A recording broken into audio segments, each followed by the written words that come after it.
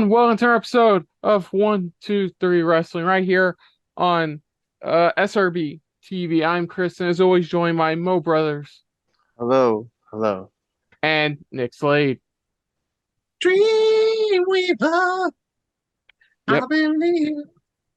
So we are taking a look at our predictions for AEW's WrestleDream 2023 being heralded as a Antonio Inoki Memorial Tribute Night.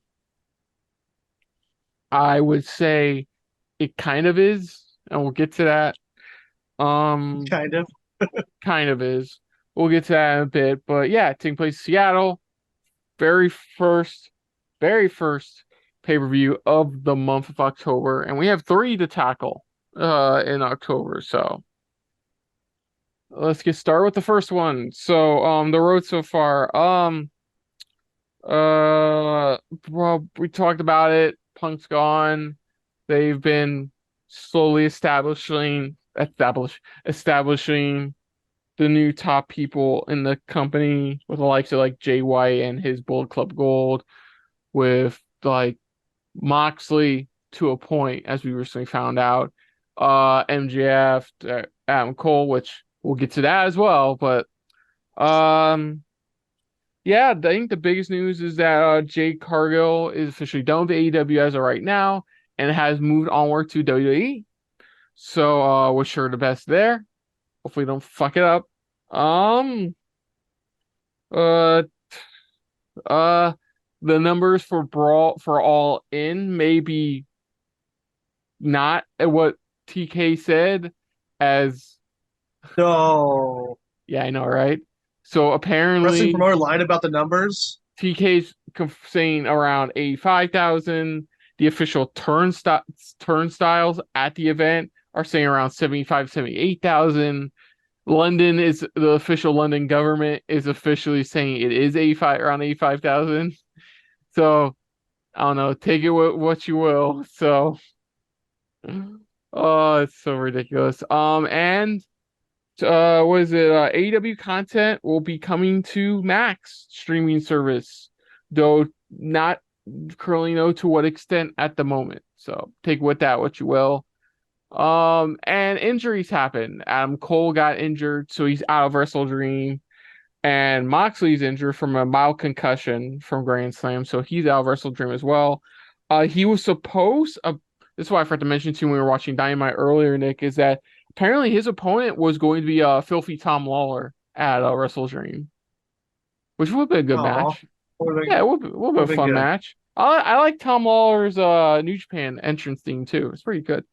Um, but yeah, it's just a 10 match card. I have no doubt in my mind by the time we get to this weekend, it will be at least a 12 match card because they haven't announced any matches for the pre-show. Um, so yeah, let's get right to it. Announced tonight was Ricky Starks versus Wheeler Yuta. Of course, is stemming off of the feud Starks has had over the last few weeks with Danielson.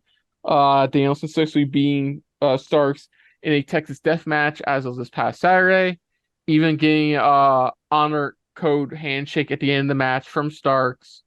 Starks talking mad trash, saying that he still hasn't been pinned or submitted by Danielson. So as far as he's concerned, he's still better than Danielson.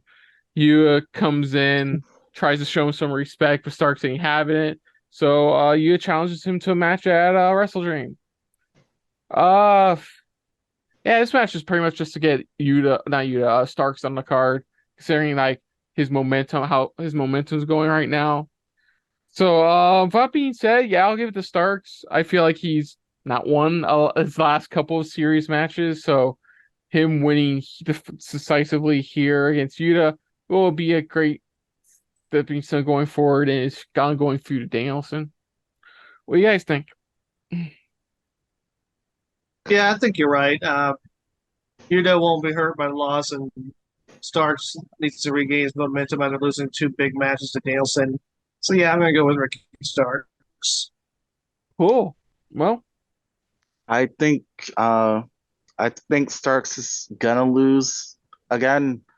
Um not for anything of like his lack of ability. I just think like somehow he's still going to lose this match, and then Mm, I don't know, he'll deal with another feud.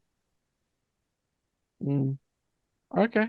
It's okay. I know this match was just made last minute. It's really obvious the outcome on that one.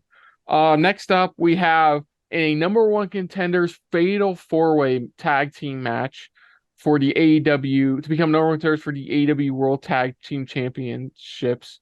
We have the Young Bucks taking on the Guns, taking on the Lucha Bros, taking on what is it, the Lucha Bros, and then taking on the unlikely duo of Orange Cassidy and Hook, which started a couple weeks ago by them sharing some Doritos. Then the next week they share some more Doritos. And then Cassie asked Hook if he wanted to be a tag team. Hook was like, sure. And that's how they became a tag team. And that's where we're at now. They had a four-way match between some of the competitors of this match with Cassie standing tall. Uh yeah, It was so that cool spot. It was that cool spot where which Jackson brother was in that match? It was Matt Jackson, right? yeah, yeah, it was Matt. Where he got all three of them pinned down, almost got a triple pin. Oh yeah, that was pretty dope spot. Yeah, It should be a fun, insane match, harking to the what we got from All Out with the Young Bucks. Or All Out and what was it with the Young Bucks and FTR. It should be a fun, ridiculous match like that. I'm gonna give it to the Young Bucks. I feel like they're gonna have one more go against FTR before that's gonna be officially it. So there's a little interesting wording on this. It says for a future AEW World Tag Team Title match, anytime, like anywhere. I was like, mm, huh. I wonder, could they then call that like when FTR at their weakest, like after a match or something? yeah. That makes me wonder. It's interesting they worded that way. Oh no, definitely, definitely interesting how they worded it like that. Um, But yeah, so maybe the Bucks. Uh, I'd like to see Orange Cassidy and Hook. I don't know that they would take it from FTR. It's kind of yeah. hard because it's a four-way match. I think it's either the Bucks or Orange Cassidy and Hook, but I'm going to lead towards the Young Bucks. Okay. Well, I am actually going to I go am with asked. Orange and Hook because Okay. if it's that they can do it anytime, anywhere, doesn't necessarily have to be against FTR. And I just imagine like some point down the line, if Orange and Hook happen to split up, they come back together to challenge whoever is the tag champion at that moment, and it becomes a whole thing. I was trying to think of a good tag team name for Orange Cassidy and Hook, and the best I came up with is insert tag team name here, it doesn't roll off the tongue. or team whatever, The tag team. the tag team. It could be something simple like hook juice or something like that. Anyways, our next bout for the TBS Championship, Chris Statlander defends against Julia Hart. So apparently, I missed this memo. Apparently, Julia Hart since this beginning of this year has remained undefeated. I think she's as of tonight is like 26-0. Um, Yeah, they in said the her last singles loss was 17 months ago against Chris Statlander. Yeah. Basically that's really all happened was last week on Collision. She beat somebody to get 25-0. And then logic would dictate if you're that undefeated, you go after a women's champion. But our current women's champion, so that's definitely not gonna fucking happen. So instead, she challenges Chris Statlander. I guess from like you said, from a storytelling standpoint, it does make sense, as her Julia Hart's last loss was to Statlander like over a year and a half ago. Yeah. So, eh, should be good. Julia Hart's gotten better since joining House of Black. Her entrance scene's been great. Her whole gimmick's been outstanding. But I don't think she's winning here. I feel like Statlander's going to retain here in a good bout. As of right now, it's our only women's match on the card. So Yeah, I agree. I think Statlander's going to retain hmm I have no objections. I'm also going with Hart probably taking a pin. Okay. here. Okay. All right. Sorry, this one's. I don't know if I should have fully worded my timestamp or. So in a match for both the Ring of Honor World Championship and the New Japan Strong Openweight Championship, Eddie Kingston defends both his titles against the Ring of Honor Pure Champion Katsuyori Shibata.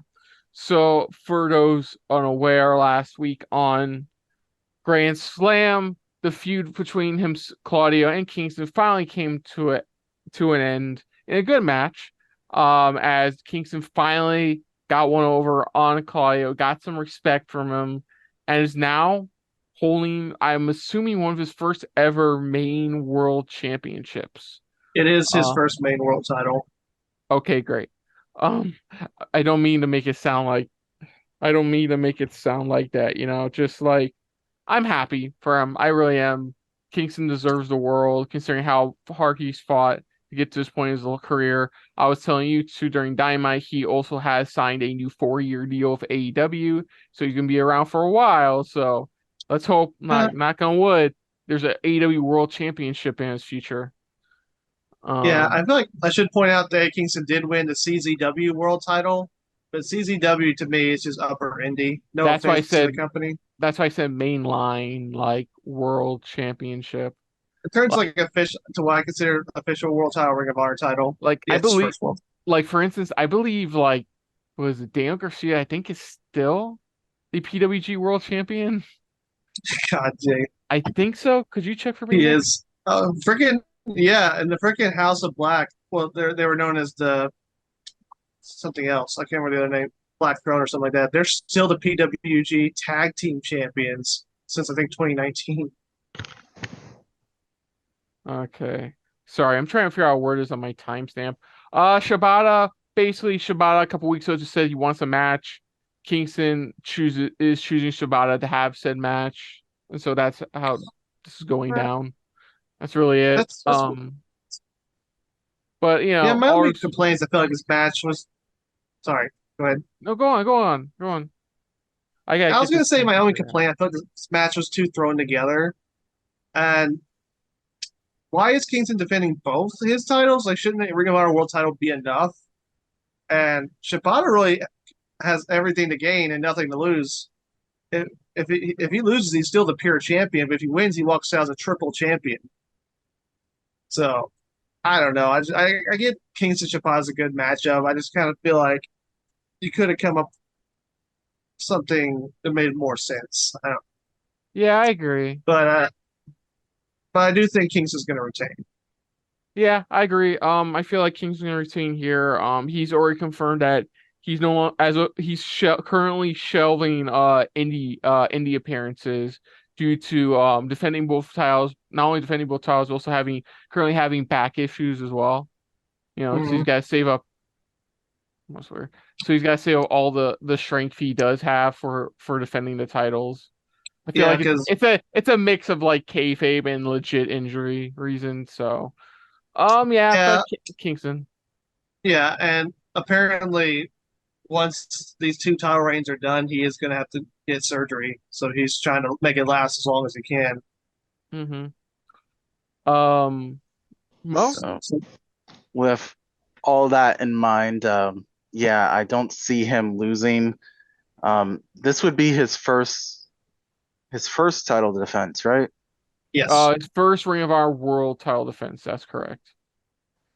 So yeah, I don't expect him to lose out on his first title defense. I do expect there may be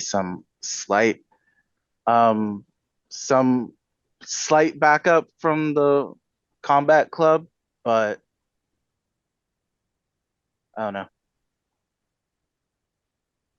Okay, sorry. Trying to rearrange this. Yeah, I know this one's. I feel it's Kingston just because he just won the Ring of Honor World title like last week. So yeah. Next up is our for the TNT Championship in a 2 out of 3 falls match. The actual champion Christian Cage defends his title against Darby Allin. So on Collision, there was a triple threat match between Cage, Allin, and Luchasaurus, and with a little chicanery and help from Allin, Christian Cage was able to officially win the TNT Championship. But just after that match, Shivani let him know that TK is making it official that it will be Cage defending the title against Allin in a 2 out of 3 falls match at WrestleDream. There was a really good promo. You know, Christian Cage doing his usual, your relatives and parental figures are dead shtick, and stuff like that. It was a good promo and everything. So, Yeah, uh, Darby gave back pretty good. yeah, definitely. This one could go either way. Like this feud's been going on for a while now, and I feel like this could Mhm. come to a close either or. Um, like Christian Cage wants Darby to not have Nick Wayne at his side, and Darby's asking Christian Cage not to have Luchasaurus at ringside as well. But we know how well that will do. Um, yeah, this could go either way. Like Christian Cage just could have the title now just to be like a place. What's the term? Transitional champion. So like for Darby to pick up the win. Um, I don't know. Uh, I feel like they're building up. Part of me is theorizing they're building up Nick Wayne to win the TNT title eventually. So, like, with that being said, I will say Cage retains because of that. Little fun fact for Christian Cage: he's now only the second person after Samoa Joe to win a title in WWE, Impact, and AEW. Nice, very nice. He and Samoa Joe, the only two to be able to do that. Nice, very nice. Uh, sorry, floor is yours, guys. Uh, uh, could go either way. I do feel like they put the belt on Christian so that final boss for the story that Darby Allin can take the title. It would mean more for Darby Allin to take the title from him than Luchasaurus. Mhm. So I'm gonna go with Darby Allin on this. Okay. Mo. I see Christian coming out on top, one because Darby's pretty banged up. I think he I think he could use a little rest.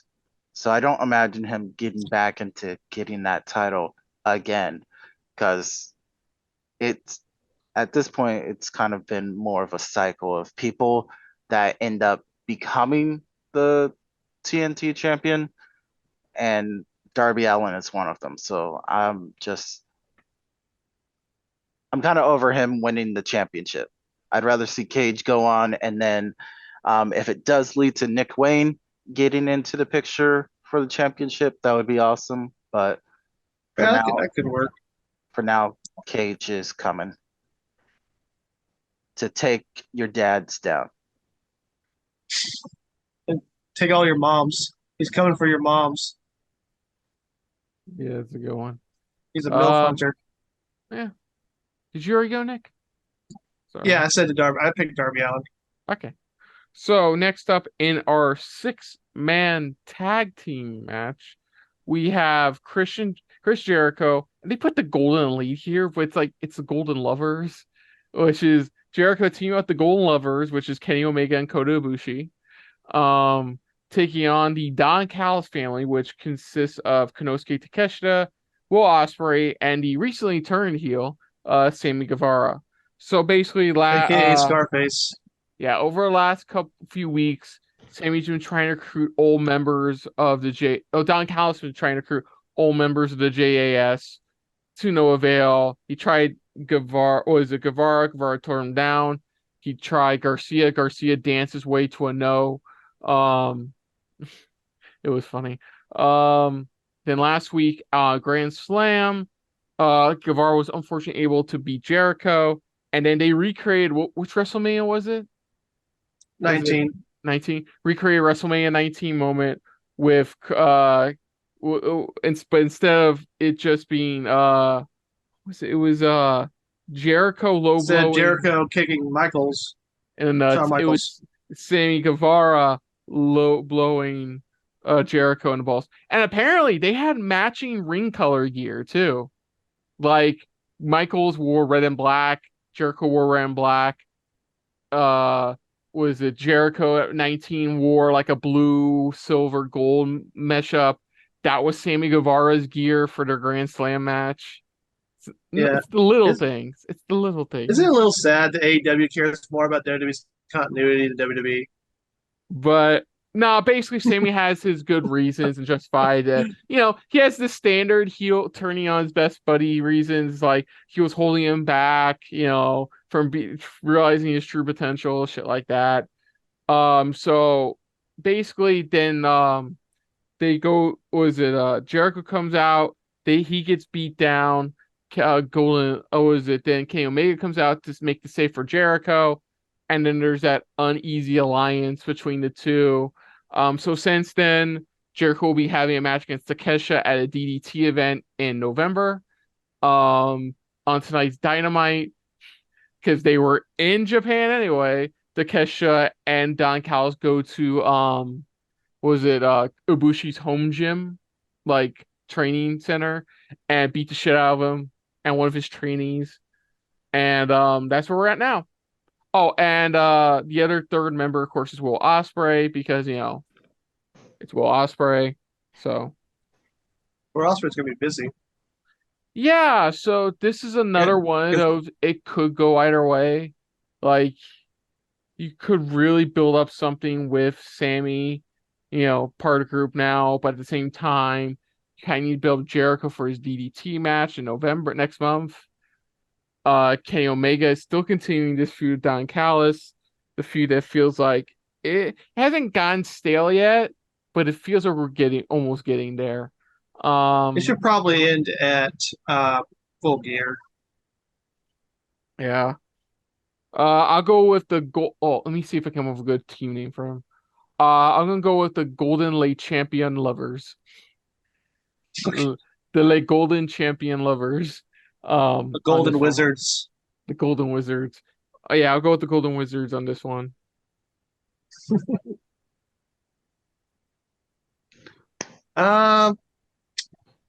Yeah, I'm also going to go with the Golden Wizards on this one, and then you can start, separating them into their singles feuds. Which I don't know. I think they're going to probably do Omega Ospreay 3 at Wrestle Kingdom. They might stretch it out to that. But in the meantime, for Full Gear, they'll probably do Jericho Guevara and probably Omega Takeshi again. But the good guys lost their. Omega lost last time, and Jericho got betrayed. So I have a feeling he's going to put Sammy over in their next one-on-one match. So I see the faces winning this match. Mm-hmm. Well, those are all good points, but I'm going to have to say that the family will come together and come out on top, just because it just seems to be their thing, where it's an odd win. Like the roll up that happened at All In, that was a weird way to end it, but they won. With Don Callis on their side, I don't see them having any kind of disadvantage, at least not at this point in time. So I think they're going to win. So what you're saying is they're going to go full Vin Diesel. They need more people, but they need more people before they can do that. Okay, so next up, and what is now a handicap match, MJF will be defending the Ring of Honor World Tag Team Championships against the Righteous, which is, of course, Vincent Dutch. So Vincent Righteous won a fatal four-way number one contenders match for Ring of Honor World Tag Titles, which was a general surprise because I thought they were going to continue with the Kingdom angle with Roddy and stuff, but no, it's not the case, which is fine. But so tonight it was confirmed that Adam Cole apparently really fucked up his ankle jumping off that little ramp on Grand Slam. So he's unable to compete for a bit. And he was going to relinquish the Ring of Honor World Tag Titles. But MJF's like, no, no, no, I got this. So it's going to be a handicap match. I guess a couple of things that are kind of relevant to this. One, after that whole Kingdom coming out with Roderick Strong doing his usual shtick in a nightgown, mind you, which was hilarious. In a hospital gown, which was hilarious. What was it? Jay White came out, basically had a nice promo, really a promo between the two, and kind of teasing that he's going to be going after MGS World Title sooner rather than later. Then after the contract signing, the main event segment of the night, we see like four mask figures and one figure in a devil mask. It's very similar. That's basically MJF's mask. Attack Jay White backstage, but we don't know who it was. We don't even know. We can't even confirm if that was just MJF being MJF. You know, so that's where we're at now. So I could see the Righteous getting the world tag titles off of MJF. But I still feel like, in my personal opinion, there's still a match to be had between MJF, Cole, and the Kingdom because of the Roderick Strong stuff. Mhm. So I feel like MJF is going to just narrowly eke out a victory. So yeah, I'm going to have MJF successfully retains. It could go either way because Jay White could, and Bullet Club Gold could show up and cost him the match to get back at NJF for allegedly attacking him backstage. So I can see the Righteous taking the belts, but you're right. They kind of, I feel like I don't know what the plans were before Cole got injured. We don't know how long Cole's going to be out. So that kind of throws a wrench into things. So I could see them having just Jay White cost in the match and just put a tag title on the Righteous. Your idea that it just depends how long Adam Cole's going to be out. If it's just like a month, then I can see MJF retain and stretch this out a little bit more. He made it sound But if more. he's going, Sorry to interrupt. Cole made that injury sound more severe than it was. yeah, if he did tear some ligaments, it's probably going to be a few months. So We'll see. they might have to put that plans on pause. And I don't see them having MGF defend the titles by himself for that long. But you can use this to transition to MGF Jay White feud. I'm gonna go with the Righteous. Okay. Mo? Tough pick, but I'm gonna lean toward that direction. I dig that answer. I think with everything that was discussed, I will also be going with the Righteous. MJF can always kangaroo kick his way into another title. Okay. That's fair. That's fair. I can see him easily doing that. That's fine.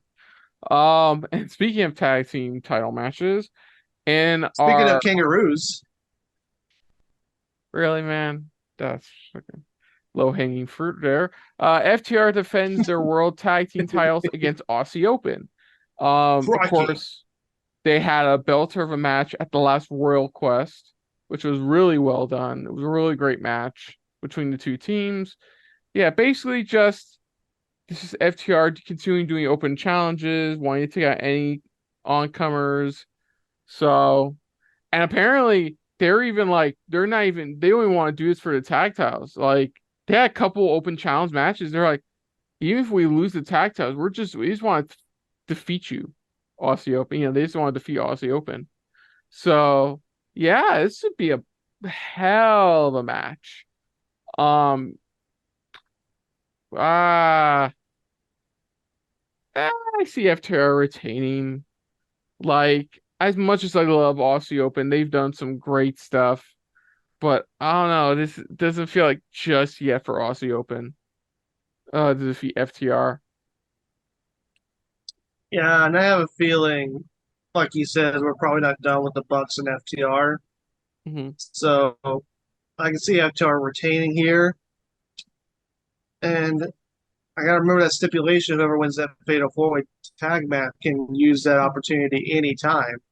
So I have to see. But I'm going to go with FTR as well. Okay, cool.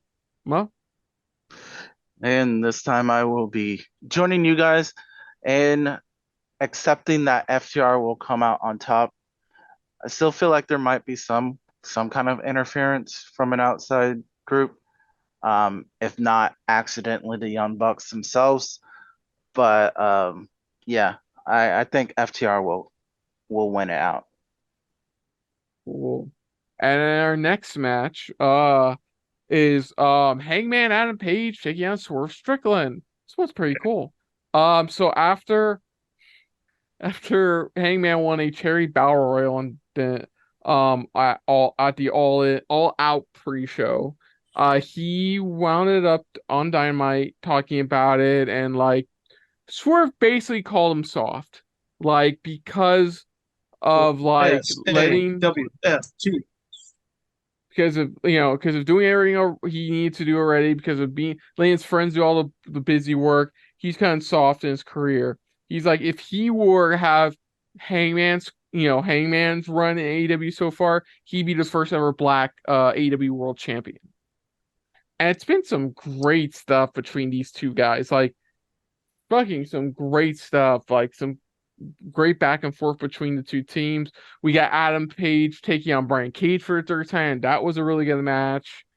Uh, and tonight was really well done as well, because like Page basically tells him, "You don't deserve my spot. You never have deserved my spot." And it ends with basically Hangman stabbing Swerve in the hand with a pen, which was a nice little touch. Yeah, Seattle is Swerve's neck of the woods. Of course, he Swerve being a main part of Defy Wrestling. So like it's his home state. And we'll get to home states when we get to our last match to talk about. But yeah, I mean, this is gonna be one hell of a match. Like it's one could go either way. But unfortunately, I feel like Hangman's gonna win. I feel like they like I said, Hangman was in a battle royale and an all out card. Like in a pre-show match. So I feel like this is their way of getting him back to a higher standard again. Maybe to challenge for a mid card, a worker, like a was a workhorse title, like the TBS or TNT title, not TBS, the international or TNT titles. I can see this being a stepping stone for him. On the same hand, you can say same thing about Swerve. This could be a nice stepping stone for him to challenge for one of these other workhorse titles, or he'll be a future challenger for MJF's world title. I'll have to see on that. Like I said, I don't know what they're doing to Jay White situation. So yeah, this one could go either way. This bugs the shit out of me. Um, because both competitors really deserve a win. Um, I'll give it to Swerve. You know what? Like, Swerve has been fucking great, like phenomenal, like undoubtedly, like just amazing ever since. Like he hasn't gotten to that yet, but recently he's gotten way better. Like in ring, not even in ring, just on the mic, his attitude, the fact they stabilized that stable he's a part of finally, like Embassy. the mogul embassy now. But like it's been great. And I think this momentum again win over somebody like Page will be great for his career in AEW. And like I said, it could lead to eventual world title match against a MJF, and that match would be fucking great as well. So like it could go either way, but I'm gonna say Swerve. Uh, you're right. It could go either way, but I do think like Swerve telling him he's gotten soft and he needs to get that fire back. I do feel like this is trying to get because they really haven't been doing much with Hangman. Like they had that feud with John Moxley, they put him back with the Elite, but really he's been kind of like in the background Yeah. for a while. So I feel like they do want to push it back to the forefront, and I don't think it would hurt Swerve's momentum with the loss. So I think I'm going to go with Hangman Adam Page on this one. Okay. Okay. Mo?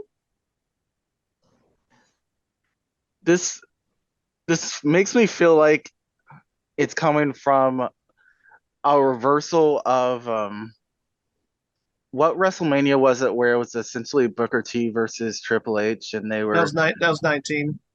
so how they were Yeah, building the way that they were building up. It's kind of a reverse of this, like except Heyman Adam less Page. racist. Yeah, Less but it's like racist. Page is obviously set out to be the good guy. Swerve is the one who is of is black and like he has a good point. He should be champion. Uh, I think all that's going to ultimately lead to Swerve actually winning this match and at least going for a championship fairly soon. Yeah, it could go either way. Oh yeah. And finally, what I'm assuming is going to be our main event. I mean, it Yeah, is in like who his neck else? of the woods in the dream match, aka the match we should have gotten at the first Forbidden Door. It will be Bryan Danielson taking on the technical wizard of the UK, Zack Sabre Jr. I mean, Just tap out. yeah. So what can you say? Like, okay, I'll basically give this down over. Bryan Danielson a few weeks ago on Collision announced that he promised his daughter by her next birthday that he would be done with wrestling, pretty much. You know, going home and being a family man. So he wants to go out this final year, he wants to go out with a bang.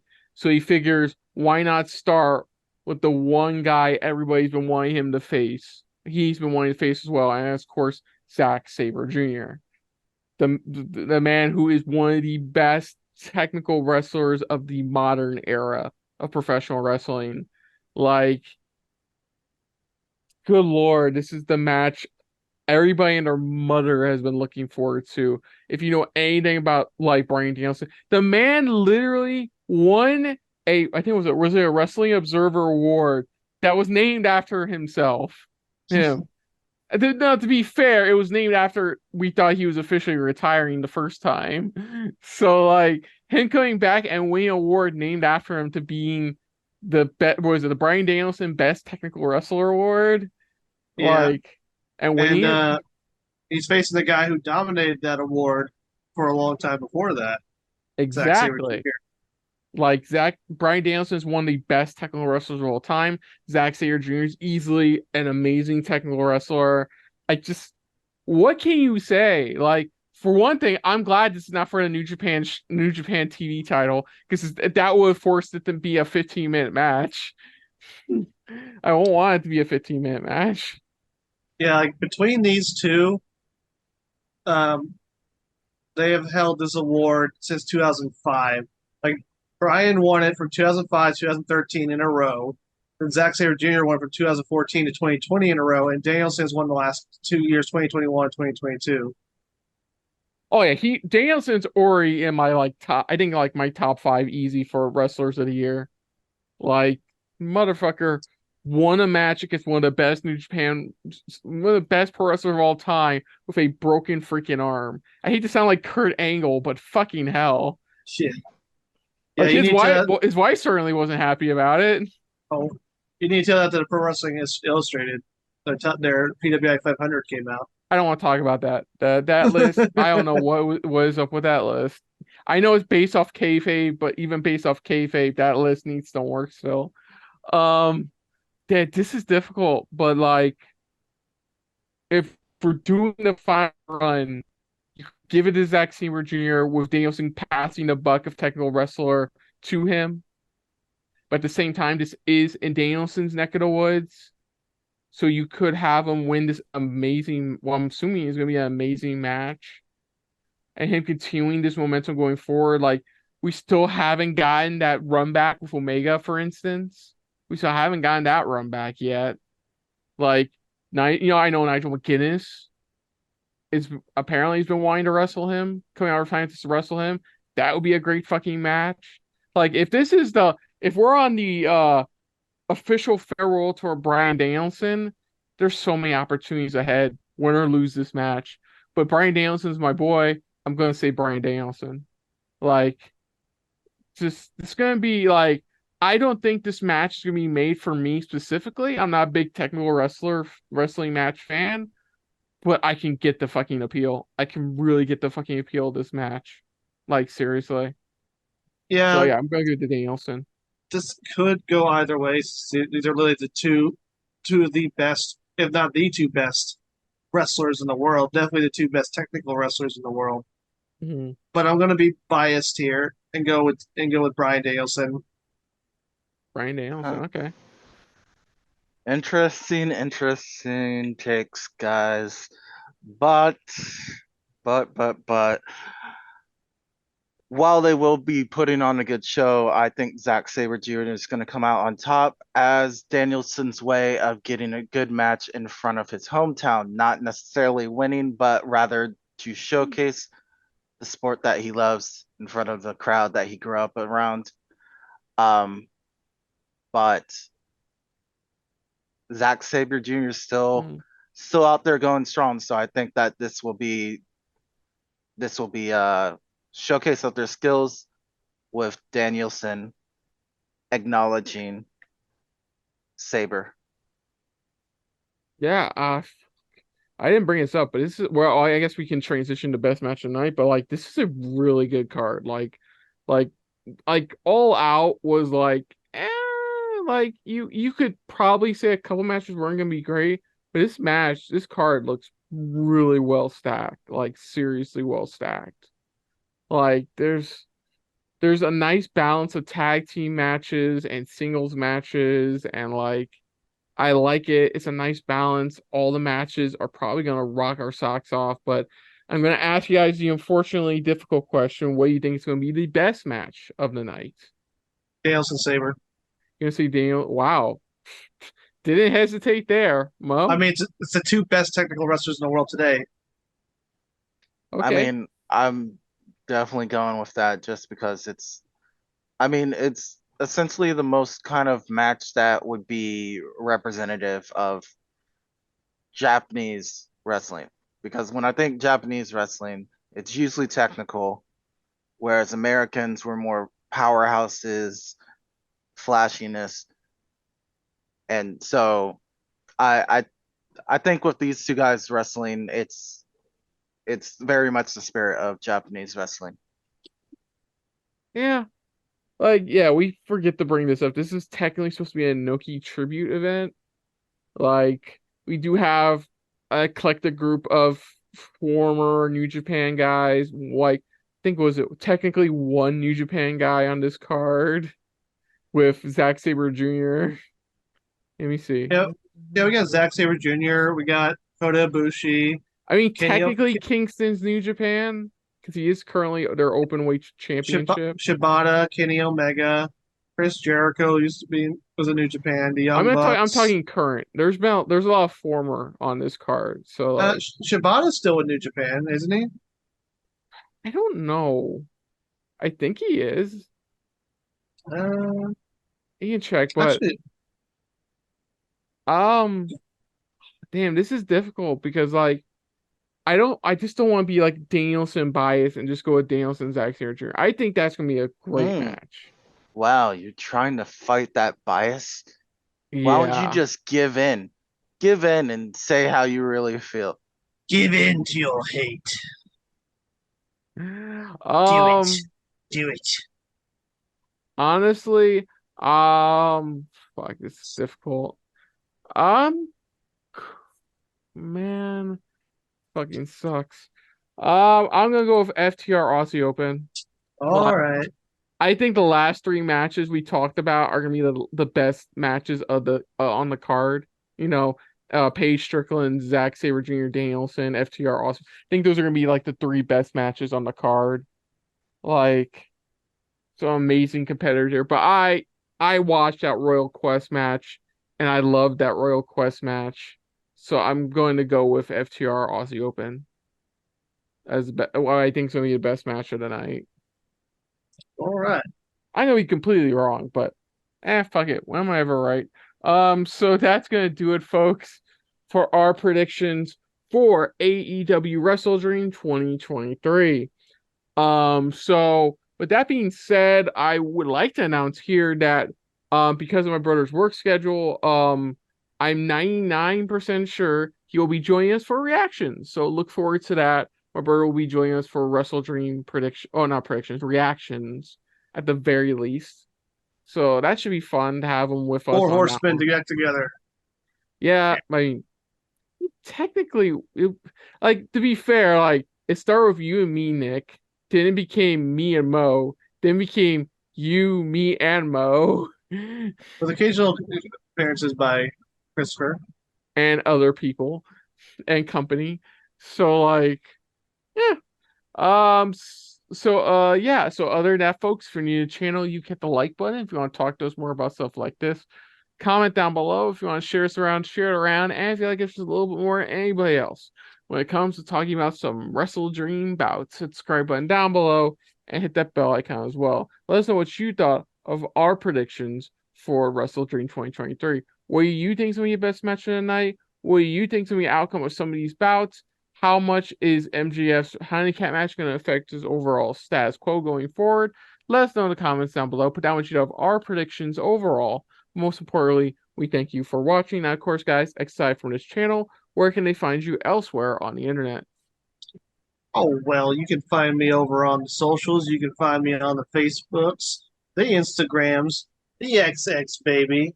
And if you want to see some of my past articles and reviews, you can go check out FloridaGeekScene.com. Also, check out their YouTube channel where I did a couple of cool interviews on there with 2 figures from the wrestling industry. But Mo, my dear friend Mo, where can they find you on the World Wide Web? I'm just surfing the net, just being real cool, riding the cyber waves of technology in my cool HP 500 laptop computer. Yeah. But while I'm surfing, you may be able to catch me on things like Instagram or Spotify or Apple Music or various music streaming services, all under one name, Afro Mobro. Can you dig it? Sucker!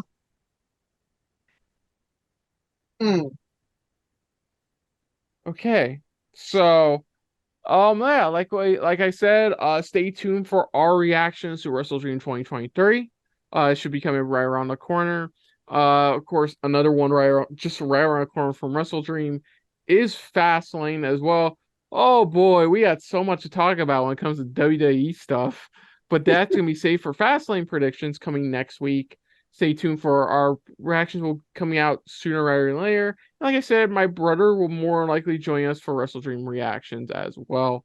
Go also check out our previous reactions to the All In and All Out pay-per-views that just recently transpired at late August, early September. Those were a hell of a fun, good time. But yeah. So until next time, though, I am Kristen. I'm Nick Slade. I am Mo Brothers. And this has been a very Enochiism-filled episode of 1-2-3 Wrestling. So we will see you guys later. Dream on! Dream on! Hey guys, thanks for watching. If you want to check out any of our previous reactions, as well as one of our other SRB shows, check out one of the playlists down below. And if you want to check us out in the social universe, you can find us on Twitter and Stardust at Super React Bros, as well as on Facebook at Super Reaction Bros.